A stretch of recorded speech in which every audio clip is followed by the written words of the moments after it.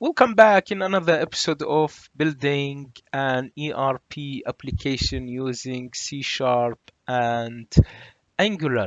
So in this video, we are going to talk about the main financial reports that we are going to generate from the accounting service, and they are mainly the balance sheet, the income statement, the cash flow statement, and the statement of change in equity.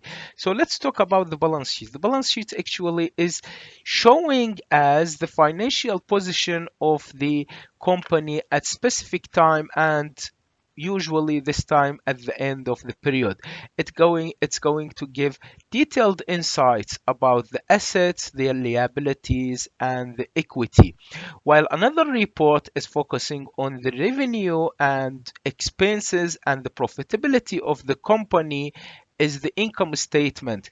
These accounts are going to show us the company's performance over the period, so we can see is the company performing good in terms of sales and profitability or not. The other one is showing the liquidity, how much the company is able to manage the cash and the liquidity. This is going to give us the focus on the cash inflows and the outflows of the company.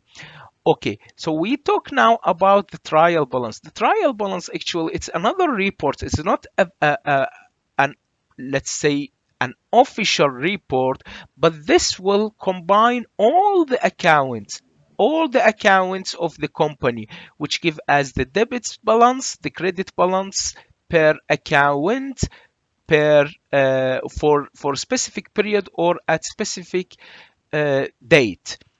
So in the next video, we are going to talk how we are going to record these amounts in the accounting service. Thank you very much. If you liked, please don't forget to subscribe and hit the notification buttons.